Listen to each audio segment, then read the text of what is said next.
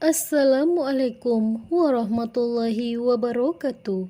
Pemirsa beriman, di era modern ini, manusia bisa dengan mudah melihat keindahan alam semesta, bahkan terdapat ilmu khusus yang mempelajari tentangnya. Kemudian, tidak sedikit pula bermunculan spekulasi, bahkan teori yang menjelaskan tentang kejadian alam semesta.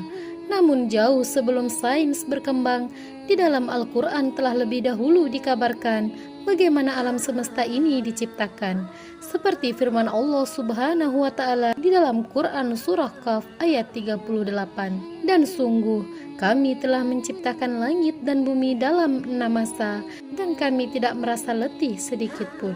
Lalu, bagaimanakah sebenarnya proses penciptaan alam semesta dari masa ke masa seperti yang dikabarkan di dalam ayat tersebut?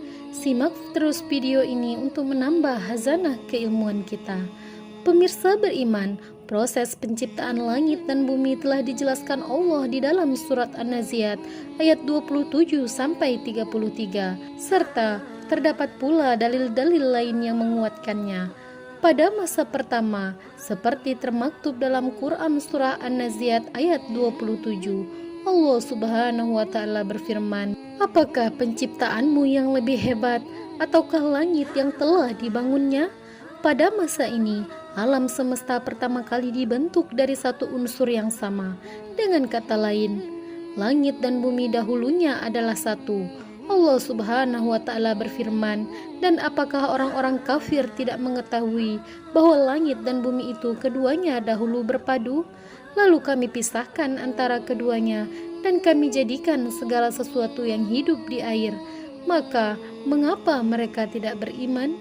Dalam ilmu sains, alam semesta terbentuk dari sebuah ledakan besar yang disebut Big Bang.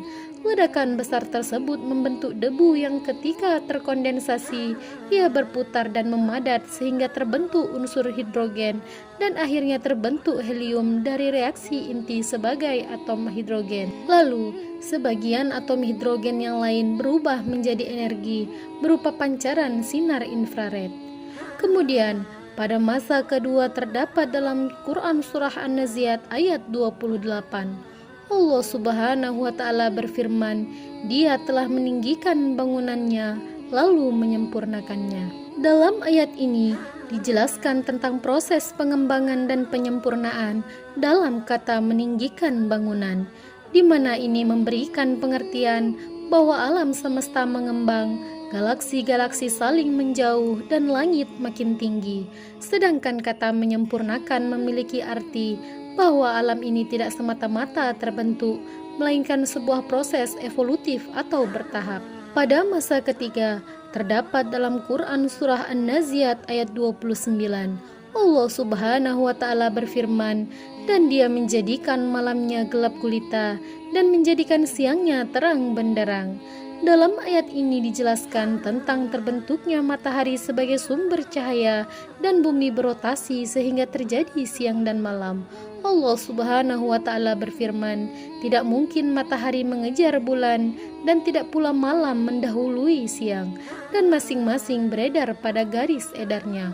Quran Surah Yasin ayat 40. Pada masa keempat terdapat dalam Quran Surah An-Naziat ayat 30. Allah Subhanahu wa Ta'ala berfirman, "Dan setelah itu bumi dia hamparkan." Dalam ayat ini dijelaskan bahwa daratan bumi muncul yang didahului terjadinya tumbukan antara matahari dengan sebuah komet yang menyebabkan sebagian massa matahari terpental keluar. Massa yang terpental ini menjadi planet, diantaranya adalah bumi.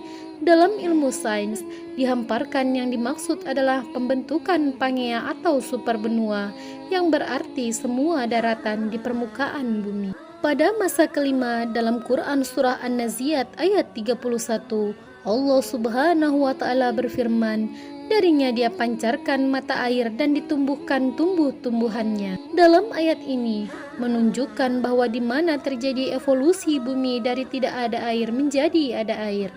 Air tersebut berasal dari komet yang menghantam bumi, kemudian unsur hidrogennya bereaksi dengan unsur yang ada di bumi, sehingga terbentuklah uap air yang kemudian menjadi hujan. Bukti yang menunjukkan air berasal dari komet adalah rasio deuterium dan hidrogen pada air laut sama dengan rasio pada komet. Seperti yang diketahui, air adalah sumber kehidupan, sehingga tumbuh-tumbuhan pun bermunculan. Pada masa ke-6 dalam Quran Surah An-Naziat ayat 32-33, Allah Subhanahu wa Ta'ala berfirman, "Dan gunung-gunung Dia pancangkan dengan teguh, semua itu untuk kesenanganmu dan hewan-hewan ternakmu." Gunung-gunung dipancangkan artinya adalah gunung mulai terbentuk setelah penciptaan daratan, pembentukan air dan munculnya tumbuhan. Gunung memiliki akar di dalam tanah yang bisa disebut pasak. Fungsi gunung ialah menstabilkan kerak bumi agar tidak goyang tanahnya. Sebagaimana yang disebutkan dalam ayat selanjutnya, setelah diciptakan gunung, maka diciptakanlah hewan dan manusia. Pemirsa beriman, itulah tadi bagaimana proses penciptaan langit dan bumi menurut Al-Quran. Allah Subhanahu wa Ta'ala memberikan akal dan pikiran kepada manusia agar dapat mencerna dan mempelajari Al-Quran serta mencari tahu tentang segala sesuatu melalui firman-Nya, di mana di dalamnya tidak ada keraguan sedikit pun bagi hambanya yang berfikir. Wallahu a'lam bishawab. Pemirsa beriman, dukung channel ini agar terus dapat menebar manfaat dengan cara klik like, subscribe, dan share. Wassalamualaikum warahmatullahi wabarakatuh.